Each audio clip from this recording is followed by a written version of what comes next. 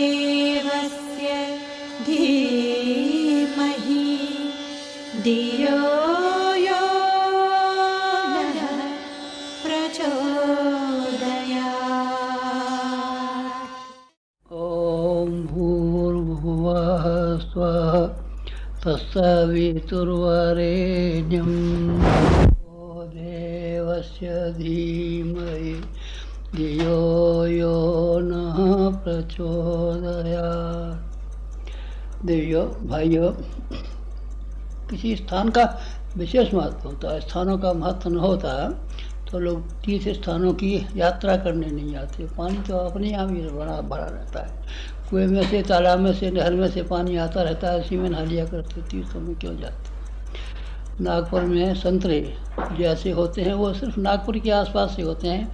वैसे संतरे आप चाहें कि अपने यहाँ लगा लेंगे, वैसे मिठास नहीं आएगा।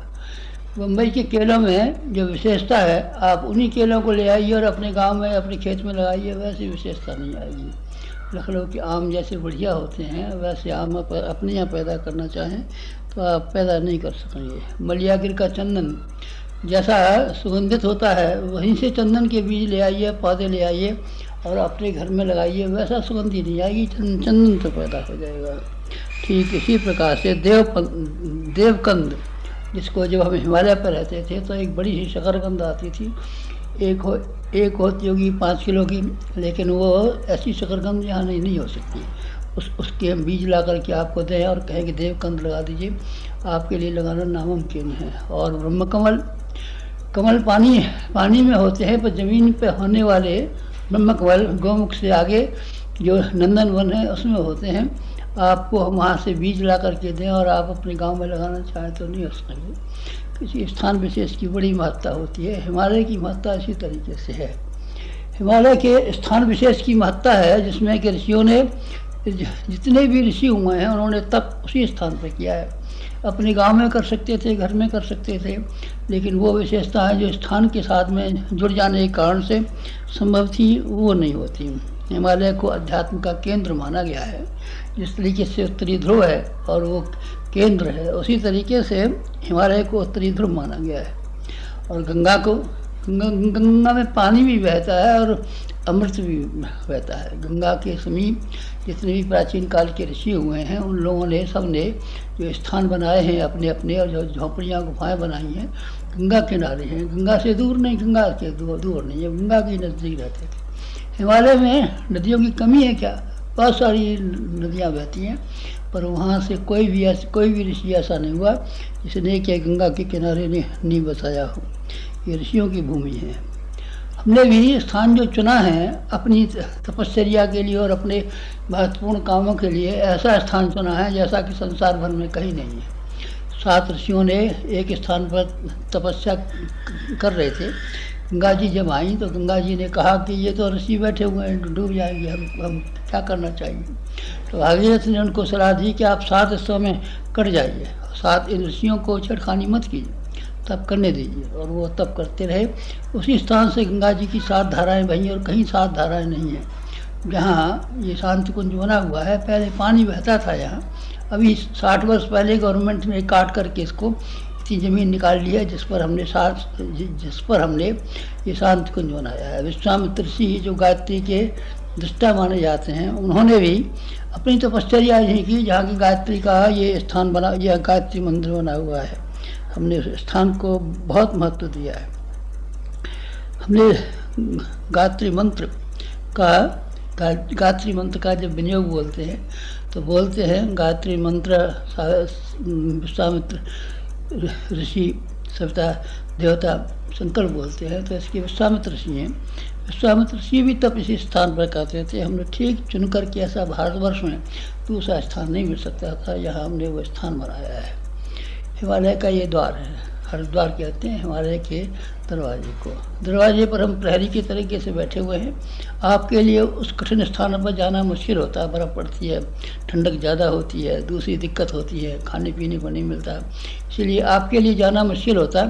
पर हिमालय के और गंगा के किनारे हमारा भी रहना सरल हो सके और आप जैसे दूसरे हमारे भावुक मित्रों का जाना आना भी संभव हो सके, इस ख्याल से हमने यहाँ सप्तऋषि आश्रम में शांति कुंज और ये एक गायत्री नगर बसाया है। आप इसकी महत्ता समझ गए ना? आप महत्ता समझिए, ये एक प्रतीक है। यह हमने हिमालय का एक मंदिर बनाया है, जैसा कि मंदिर सारे हिंदुस्तान भर में कहीं नहीं है। ये उसका प्रतीक बनाया है। भगवान के प्रतीक बनाए जाते हैं।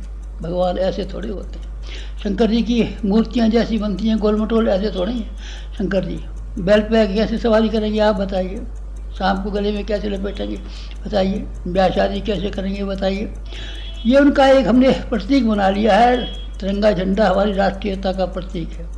प्रतीक सबके होते हैं। मुसलमान मूर्ति को नहीं मानते, पर उनके मक्का मदीना में ये उनका संगे अस्वद रखा हुआ है, पत्थर रखा हुआ है, उसको जाकर के चुम्बन लेते हैं, उसको उसके प्रति बुरे भाव कहे तब वो सब नाराज हो जाएंगे। प्रतीक जो प्रतीकों को आप क्या क्या मानते हैं? प्रतीक बेकार होते हैं क्या? प्रतीक बेकार नहीं होते। एकलव्य ने उनका गुरु द्रोणाचार्य का प्रतीक बनाया था। मिट्टी के द्रोणाचार्य थे, हाँ मिट्टी के द्रोणाचार्य थे। क्या मिट्टी के द्रोणाचार्य होंगे? उन्हें प्रतीक बनाया था और प्रतीकों के माध्यम से शक्ति को एकत्रित किया था। ठीक हमने हिमालय का प्रतीक बना करके इस स्थान पर स्थापना की है। शंकर जी और रामचंद्र जी की बहुत जान पहचान थी। जब रामचंद्र जी सीता जी के वियोग में मारे मारे फिर रहे थे तो उनकी धर्मपत्नी ने सती ने ये कहा, ये कैसे भगवान है? आपको मालूम है कि नहीं मालूम है? अच्छा, फिर जब रावण को लड़ने के लिए गए हैं तो शंकर जी की स्थापना की है उन्होंने। कहाँ के? रामेश्वरम पर, अपने हाथ से रामेश्वरम पर स्थापना की। तो प्रतीकों का महत्व कम होता है कोई? नहीं, प्रतीकों का महत्व कम नहीं होता है। इसलिए हमने प्रतीकों का महत्व को कम न करते हुए हिमालय पर ये सब किया है। हिमालय की मूर्ति यहाँ बनाई है, हिमालय का मंदिर बनाया है, ऋषि परंपरा बनाई है। ऋषि यहाँ क्या करते थे? हिमालय माने ऋषि, ऋषियों के रहने का स्थान। देवताओं का नहीं भाई, देवताओं का नहीं, ये ऋषियों का स्थान है। देवताओं का भी रहा होगा, हम ये थोड़ी कहते हैं कि जहाँ ऋषि रहते थे हो गए वहाँ देवता नहीं है। हम यहाँ रहते हैं, हमने यहाँ मंदिर बना दिया है, गायत्री माता का बना दिया है, वर्चस्व में बना दिया है।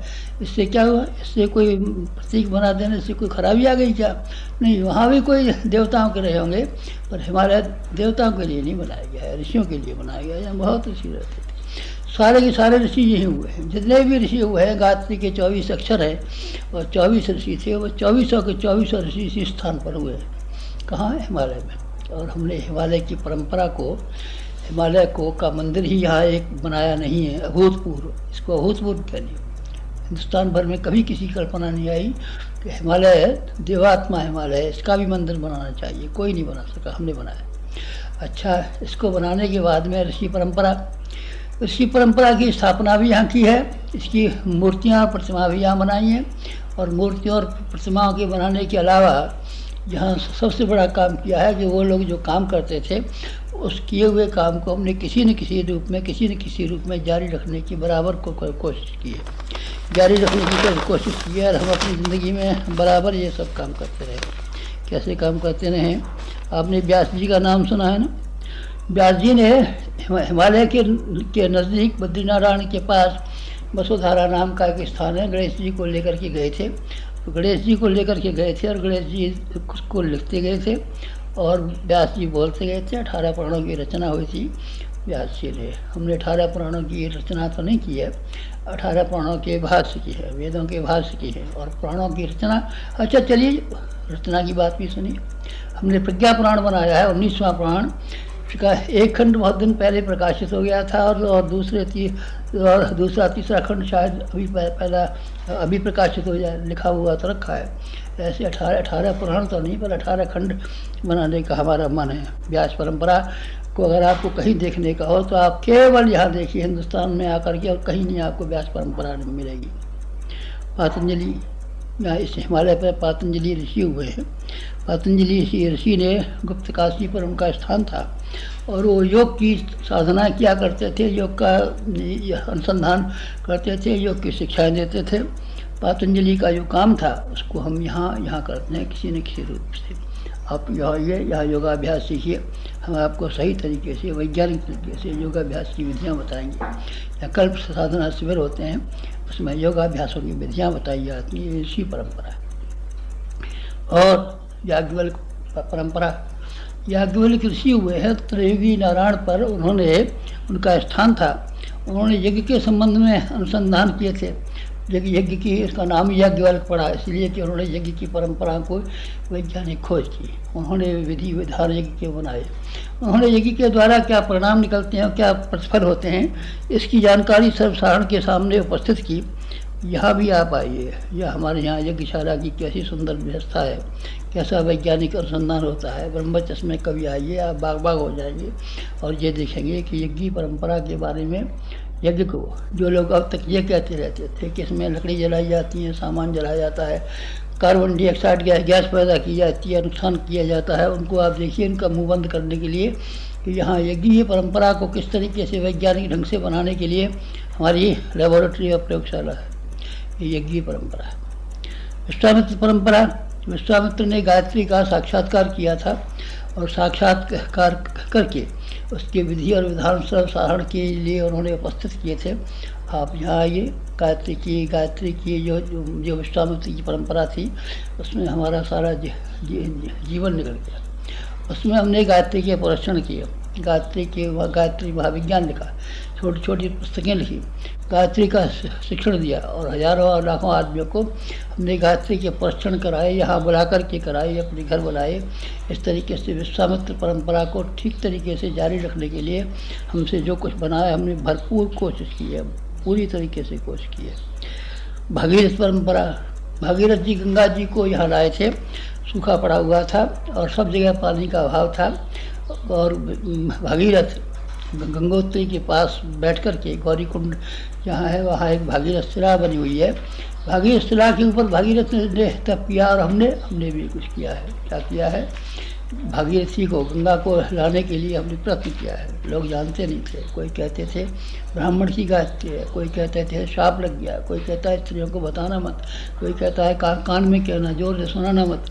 हमने सारी दुनिया को हिला करके रख दिया। दुनिया का कोई आदमी ऐसा नहीं है जो यह नहीं जानता हो कि गायत्री कैसी समर्थ है। अभी एक बड़े वैज्ञानिक ने कहा था हिंदुस्तान पर जब कभी एटम का हमला होगा तो हिंदुस्तान पर नहीं हो सकता, क्योंकि वहाँ गायत्री का मूल है। गायत्री का मुकाबला करने में एटॉमिक शक्ति समर्थ नहीं है। तो हमने ये भी काम किया है। भागीरथ, उसका विश्वामित्र का, भागीरथ की गंगा जो निकल के आई है, गंगा तो निकल के आई, हमने तो गंगा नहीं निकाली है कोई, लेकिन यहाँ भागीरथ ने जो गंगा निकाली थी, ज्ञान की, बस की पानी की तो नहीं, ज्ञान की गंगा हमने निकाली है। ज्ञान की गंगा, ज्ञान कैसा होता है, सद्ज्ञान किसे कहते हैं, गुह्य ज्ञान किसे कहते हैं, आत्मज्ञान किसे कहते हैं, अगर आपको जानना हो तो भागीरथ परंपरा को यहाँ आकर के देखिए और इस स्थान में आइए और ये देख करके धन्य हो जाइए। गंगोत्री तो ये नहीं है, और ये ज्ञान की गंगोत्री है। कहाँ? इसको आप शांत कुंज कहते हैं। यहाँ परशुराम का नाम सुनाया आपने। परशुराम ने तप करके और एक फरसा प्राप्त किया था, लोगों के सिर काट करके फेंक दिए थे, और एक बार नहीं फेंके थे, 27 बार फेंके थे। सिर काटे थे, कसाई थे क्या? वो नहीं, कसाई थे उन्होंने। तो फिर ये अलंकार है। उन्होंने लोगों के दिमाग बदल दिए थे, और हम भी ब्रेन वॉशिंग करते हैं। लोगों के दिमागों को बदलने के लिए प्रज्ञा अभियान चलाते हैं और लोगों के दिमागों को इस तरीके से बदलने की कोशिश करते हैं कि जो दिमाग वो लिए बैठे हैं वो 2 कौड़ी के दिमाग है, नाकाबिल दिमाग है। आया वैज्ञानिकों के हों, आया पंडितों के हों, आया किसी के हों, जिस ढंग से वो दिमाग हैं, उससे लोगों को जो फ़ायदा होना चाहिए उन दिमागों के द्वारा, ज्ञान के द्वारा, वो नहीं हो रहा है। और उस ज्ञान को हम फिर से ठीक तरीके से लाने के लिए वो काम कर रहे हैं जो परशुराम जी ने किया था। फरसा आपके पास है? नहीं, फरसा तो हमारे पास नहीं है, लेकिन कलम हमारे पास है, और ऐसी जोरदार कलम है। वाणी हमारे पास है कि हम जब मौन हो गए हैं तो अभी हम आपको अपनी वाणी को बंद नहीं कर पा रहे हैं, और अभी आपको हम बात बता रहे हैं। ये क्या है? ये परशुराम की वाणी है। और इसके आगे क्या है? ऋषियों की परंपरा। ऋषियों की परंपरा, जहाँ ये ऋषि रहते थे, गंगा किनारे रहते थे और हिमालय में रहते थे, गुफाओं में रहते थे, उस स्थान की अनेक विशेषताओं को हमने इस छोटे से स्थान में केंद्रीभूत किया है। उनके प्रतीक बनाए हैं। चरक का प्रतीक यह है। चरक कौन थे? चरक वो थे जिन्होंने के आयुर्वेद बनाया है। ऐसे चरक ऋषि थे, और चरक ऋषि ने जड़ी बूटियों का अनुसंधान किया था। और जड़ी बूटियों का अनुसंधान करने के बाद में इस तरीके से बनाया था कि जिसको संजीवनी बूटी लेने के लिए वो आए थे। कहाँ से? इसी हिमालय में आए थे संजीवनी बूटी को लेने के लिए हनुमान जी, तो लक्ष्मण जी बीमार हो गए थे तब। और एक बार भीम से ही मार रहे थे, द्रौपदी से कह रहे थे जो कुछ भी तुम्हें चाहिए बताओ, मैं ला करके दूंगा। तो उन्होंने कहा अच्छा तो ब्रह्म कमल ला करके दो। ब्रह्म कमल कहाँ है? हमें क्या पता है कहाँ है, पता लगा और लेकर क्या वो नंदनवन जो गोमुख से आगे है उस स्थान पर ब्रह्म कमल पैदा होते हैं, उसको भीम लेकर के आए थे। ये मनौषधियाँ, संजीवनी बूटियाँ, ब्रह्म कमल, अमुक तमुक अमुक तमुक, इस तरीके से फूलों की घाटियाँ ढेरों की ढेरों थी। नंदनवन तो फूलों की घाटी है। एक और यहाँ था जहाँ आजकल सिखों का गुरुद्वारा बना हुआ है, यहाँ भी यहाँ की फूलों की घाटी थी अंग्रेज़ों के ज़माने में। वो तो अब नहीं रही, तहस नहस हो गई। लेकिन केदारनाथ के नज़दीक कभी आप जाएं तो वहाँ देखना फूलों की घाटी बनी हुई है। और फूलों की घाटी में एक से एक जड़ी बूटी ऐसी हैं उसमें समाधि लग जाती है। आदमी बैठे थोड़ी देर तक, समाधि लगाने की विधि ना आती हो तो न भी सही। केदारनाथ के नज़दीक है, शंकराचार्य ने अपना प्राण त्याग उसी जगह स्थान किया था। तो केदारनाथ के नज़दीक फूलों की घाटी है। ये क्या है? ये चरक परंपरा है। जो आप यहाँ आए कभी शांत कुंज, तो आप शांत कुंज में चरक परंपरा को देखिए। जड़ी बूटियाँ प्राचीन काल की जो थी उनमें से किसी का नाम कुछ हो गया, किसी ने कहीं डाल दिया, किसी ने क्या कह दिया। अब उन सब स्थानों को वैज्ञानिकों का मुंह बंद करने के लिए हम प्रयोग भी करते हैं, प्रयोगशाला भी चलाते हैं जिससे कि कोई पाश्चात्य अथवा पूर्वात्य, विश्वासी अथवा अविश्वासी ये नहीं कहने पावे जड़ी बूटियों की परंपरा बेकार है, बेहूदों की है, ऐसे ही किसी ने बना दिया है, क्वेक है, ये झूठे हैं, ये झाड़ फूँक करने वाले, ऐसा न कहने पावे। इसलिए चरक की परंपरा भी है। जमदग्नि की परंपरा, जमदग्नि ऋषि उत्तरकाशी में रहते थे और उनकी परंपरा में ये था कि उन्होंने आरण्यक चलाए थे। आरण्यकों में क्या था?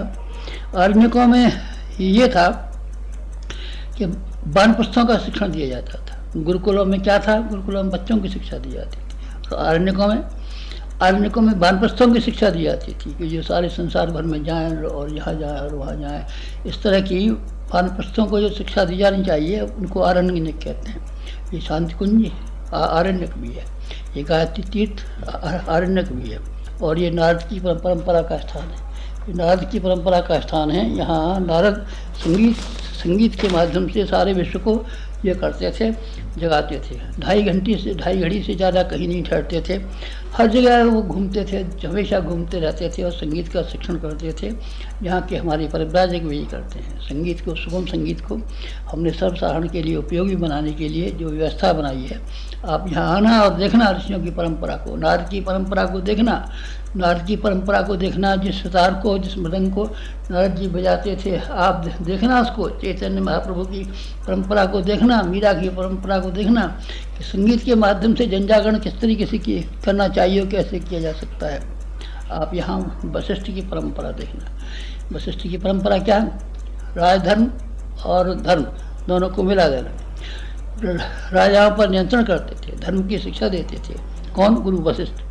वो रघुवंशियों के कुल गुरु भी थे, राजनीति में हस्तक्षेप भी करते थे और धर्मनीति में शिक्षण भी करते थे। हमने राजनीति में भी काम किया है और अभी भी करते हैं। राजनीति को हम प्रभावित करते हैं। हिंदुस्तान के ऊपर जब बंगाल में हमला हुआ था और जब बंगाल की स्थिति डामाडोल थी तब हमने कुछ किया था। अभी भी हमने कुछ किया है। इन दिनों चुनाव चल रहे हैं, चुनाव के दिनों में भी हमने कुछ किया है, पहले भी हम करते रहे और इससे आगे भी जब तक हम जिंदा हैं राजनीति को धर्म नीति से मिलाने के लिए जो कुछ भी हमसे संभव होगा गुरु वशिष्ठ के तरीके से करते रहिए। कोई पूछता हो या न पूछता हो, इससे क्या है, हमें जो करना है वो हम तो करते रहेंगे। ये शंकराचार्य की परंपरा है। इस स्थान पर शंकराचार्य की परंपरा भी स्थापना की है। जोशी मठ नाम का एक स्थान है जहाँ जगत गुरु शंकराचार्य ने शहतूत के पेड़ के नीचे बैठ करके उन्होंने तपश्चर्या की थी, वेदांत की ग्रंथ लिखे थे और उन्होंने शास्त्रार्थ किए थे, 4 धाम बनाए थे और आखिर में केदारनाथ के पास में अपना शरीर त्याग किया था। उसी हिस्से में रहे थे हमारे भाई शंकराचार्य की परंपरा को आप याद देखिए। शंकराचार्य ने वेदांत के ग्रंथ लिखे थे। हमने वेदांत के नहीं 6 दर्शनों के ग्रंथ लिखे। उन्होंने 4 धामों की स्थापना की थी। हमने 4 धाम की नहीं 2400 धामों की स्थापना की है। 24 से 31 शक्तिपीठें बनी हुई हैं। शंकराचार्य ने शास्त्रार्थ किए थे और उस जमाने में फैले हुए जो गड़बड़ियाँ थी उनको ठीक कर दिया था। हमने भी लगभग वही किया था। पिपराद श्री लक्ष्मण झूला पे हुए थे। लक्ष्मण झूला पर उन्होंने क्या किया था, उन्होंने अन्न से मन बनाने के विज्ञान को किया था। उन्होंने ये कहा था आहार से मन बनता है, इसलिए योगाभ्यास जो भी करना हो चाहे न करना हो, लेकिन अन्न का अगर ठीक तरीके से आप ये कर लें तो ठीक हो जाएगा। अमृतासन की परंपरा हमने चलाई है। खान पान से और आहार से मन को बनाने की विधियों पर हमने अपने शरीर पर प्रयोग किया है और दूसरे लोगों के शरीरों पर प्रयोग करते हैं। ये पिपलाद परंपरा है। सूत और सौनक का परंपरा आपने सुनी है ना। सूतोवाच, सौनक ने कहा और सूत जी ने जवाब दिया। पौराणिक परंपरा ये कहाँ थी, ये ऋषिकेश में से चलाई थी और हमने यहाँ से प्रज्ञा पुराण बना करके कथा कहने की शैली, कथा कहने की विधि और कथा कहने का एक क्रम, कथा कहने के टैप हमने यहाँ से बना दी है। ये ऋषियों की परंपरा को हिमालय से खींच करके इस स्थान पर, एक स्थान पर केंद्रीकरण है। आपने हर्षवर्धन का नाम सुना है? अच्छा, हर्षवर्धन कौन से, हम बताते हैं आपको। हर्षवर्धन अफगानिस्तान के एक राजा थे जिन्होंने हर की पौड़ी पर आकर के जो कुछ भी अपना पैसा था सब दान कर दिया था और उससे तक्षशिला विश्वविद्यालय, तक्षशिला कहाँ है आपको मालूम है? कश्मीर में तक्षशिला थी, उसके सब धन दान दे दिया था और उन्हीं की वजह से बना था। अशोक की वजह से नालंदा विश्वविद्यालय चला था और हर्षवर्धन की वजह से तक्षशिला चला था। वो या विश्वविद्यालय जहाँ आपको देखिया करती है, भाषाई विश्वविद्यालय, धर्मों का विश्वविद्यालय जहाँ हमने बनाया है, यहाँ चलाया है। ऋषियों की परंपरा बता रहा हूँ मैं आपको। बुद्ध ने धर्मचक्र प्रवर्तन, सारे विश्व में धर्म का जो स्वरूप है इसको स्थापित करने के लिए और घुमाने के लिए जो प्रयत्न किया था वो यहाँ से आप देखिए।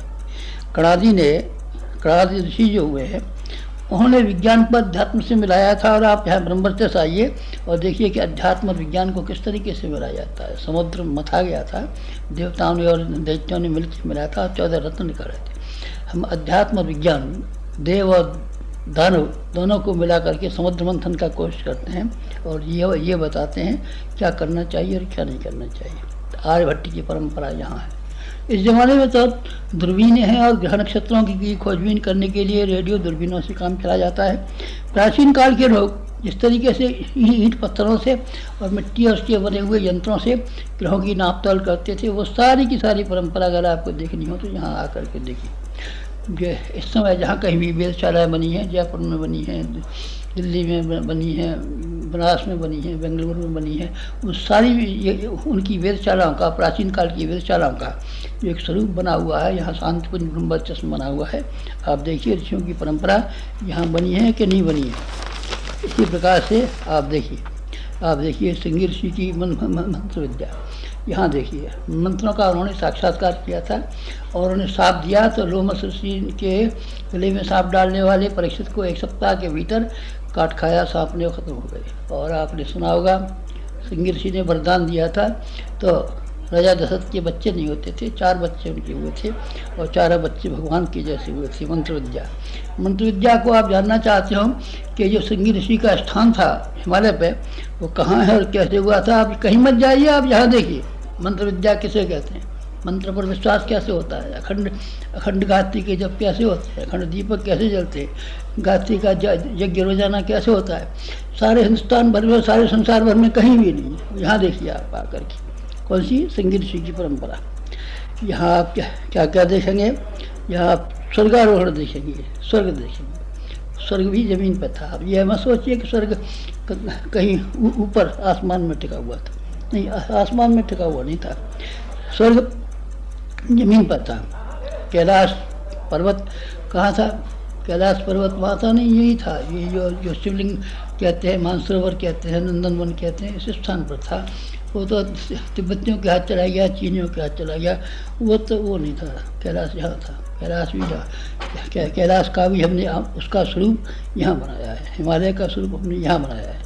नंदनवन और तपोवन और मानसरोवर शिवलिंग के दर्शन करना चाहते हो तो आप यहाँ कीजिए, यहाँ हमने बनाया है। स्वर्गारोहण जिस स्थान पर हिमालय पर था वो स्वर्गारोहण। स्वर्ग के लिए पांडव गए थे तो स्वर्ग में वहाँ चले गए थे, क्या चले जाएंगे स्वर्ग, आप यही था स्वर्गारोहण। इसी को सुमेरु पर्वत यहाँ है आजकल हिमालय का, उसी स्थान पर था, ये स्वर्ग भी था। बद्रीनारायण के स्थान पर कि कृष्ण भगवान तप करने गए थे, वह स्थान भी इसी जगह पर था। और कर्ण ऋषि जिनकी की बेटी का नाम शकुंतला था, और वो शकुंतला जो थी उसका एक बेटा हुआ था भरत, चक्रवर्ती भरत कहते हैं उसको, रामचंद्र जी वाले भरत नहीं, चक्रवर्ती भरत। ये कोटद्वार के नज़दीक उनका कर्ण ऋषि का आश्रम है। वो भी हिमालय की परंपरा यहाँ है, यहाँ पंच प्रयाग थे इसी में, हिमालय में 4 काशियाँ हैं इस हिमालय में, 5 सरोवर हैं इस हिमालय में, 4 धाम हैं। 4 धाम कौन से? बद्रीनाथ, केदारनाथ, गंगोत्री, यमुनोत्री, 4 धाम भी इसी में रहते हैं। ये पुनीत स्थान जो सारे विश्व भर में कहीं भी अध्यात्म का धर्म केंद्र इसीलिए कहलाता है, इसकी हमने छवि, इसका हमने प्रतीक यहाँ बना करके रखा है। पार्वती जी ने तप यहीं किया था, बिल्वेश्वर मंदिर है हरिद्वार में, इसके यहाँ बैठ करके पार्वती जी ने शिव जी को प्राप्त करके यहीं तप किया था। तक्ष एक बड़े वैज्ञानिक थे, उन्होंने शिव जी को अपनी बेटी सती ब्याही थी, और सती के साथ में उनका दुर्व्यवहार से वो नाराज हो गई और यज्ञ में जल गई थी, और शंकर जी ने उनका सिर काट डाला था। आपने सुना है दक्ष प्रजापति का? वो दक्ष भी यही रहते थे। कहाँ? ये ऋषियों की परंपरा है, ऋषियों की परंपरा है। भगवान शंकर को यहाँ आना पड़ा, वीरभद्र को यहाँ आना पड़ा, और उनके खून के सती के टुकड़े करके उन्होंने सारे विष्णु में फेंक दिए, वहीं शक्तिपीठ में बन गई। ये यही का स्थान है, ये देवात्मा हिमालय है। देवात्मा हिमालय है जहाँ हम बैठे हैं और जहाँ हम रहते हैं और जहाँ आपको बुलाते हैं, यही का स्थान है। हमें हिमालय पर बुलाया गया है हमारे गुरु ने बैटरी चार्ज करने के लिए। आपको जब कोई भी अपनी बैटरी चार्ज करनी हो तो आप यहाँ आना, हम चाहे रहते हो चाहे न रहते हो, हम यहाँ रहेंगे नहीं, ऐसी बात नहीं है, हम यहाँ हमेशा रहेंगे। जब भगवान हर जगह रह सकते हैं और लोग रह सकते हैं, संत रह सकते हैं, ऋषि के रह सकते हैं, तो हम क्यों नहीं रहेंगे? तो आप तो बुढ़े हो गए, आप उस दिन कह रहे थे कि हम मर जाएंगे, हिमालय चले जाएंगे। अरे तो मर जाएंगे तो इससे क्या हुआ? मर जाएंगे तो यहाँ रहेंगे नहीं कोई, प्राण मरेगा हमारा, आत्मा मरेगा हमारा नहीं, ये शरीर मरेगा। शरीर तो हमने हजारों शरीर बदल दिए और बदलना चाहते हैं और बदल देंगे, इससे क्या बनता बिगड़ता है? आपको यहाँ कभी तीर्थ का स्थान का लाभ उठाना हो तो आप यहाँ आना, आपको जन्मदिन अपना मनाना हो तो आप यहाँ आना, आपको यहाँ जब कभी भी विवाह दिन मनाना हो तो आप यहाँ आना, आपको जब कभी अपने बच्चों के संस्कार कराने हो तो यहाँ कराना। बच्चों के संस्कार केवल श्लोकों से नहीं होते, एक स्थान भी चाहिए। हमेशा तीर्थ स्थानों में ये कराए जाते हैं, आप वो करना हो तो आप यहाँ करना। आपको श्राद्ध तर्पण कराने हो तो गया में जाने की अपेक्षा, और बद्रीनाथ के पास जो ब्रह्म कपाली बनी हुई है वहाँ जाने की अपेक्षा आप यहाँ आना। यहाँ आपके पितरों को शांति करने के लिए जो कुछ संभव है वो यहाँ होगा। आपको अनुष्ठान करने हो, गायत्री के अनुष्ठान करने हो तो आप यहाँ करना, यहाँ आपको 100 गुना ज़्यादा फल मिलेगा। आपको जब कभी प्रशिक्षण प्राप्त करना हो काय का, अध्यात्म का, जो ऋषियों की परंपरा के अध्यात्म थे, आप यहाँ करना। यहाँ 1 महीने भर के भी शिविर चलते हैं, 10 दिन के भी शिविर चलते हैं, और ये शिविर ऐसे शानदार शिविर हैं कि हम क्या कहें, जब आप आएंगे और जब आप देखेंगे तभी आप प्रसन्न होंगे। गणेश जी ने राम नाम लिखा था और उसकी परिक्रमा करा करके सारे विश्व की परिक्रमा करा ली थी। देवताओं में एक बार बहस हुई, सारी दुनिया का चक्कर कौन लगा लेगा, तो गणेश जी ने कहा चूहा है हमारे पास, बस उन्होंने राम नाम जमीन पर लिखा, चक्कर लगा लिया। आप यहाँ आना, सारे तीर्थों के दर्शन आपको यहाँ हो जाएंगे, और सारे तीर्थों में जो विशेषता परंपरा है वो आपको यहाँ मिल जाएगी। ऐसा है ये शांति कुंज, ऐसा है ये गायत्री तीर्थ, ऐसा है ये हिमालय, ऐसी है ये गंगा का किनारा, ये भूमि ऐसी है। आप जहाँ जो कुछ भी आके करेंगे आपके लिए बड़ा फलदायी होगा। हम अंतिम समय पर यहाँ इसीलिए आए हैं, अब यहाँ इसीलिए है, और जो सारे विश्व को हिला देने वाले कार्यक्रम करने के लिए जा रहे हैं वो हम इसीलिए कर रहे हैं इस स्थान पर बैठ कर के, कि इस स्थान की महत्ता है, न केवल हमारे लिए बल्कि आपके लिए, न केवल आपके लिए बल्कि सारे संसार के लिए भी।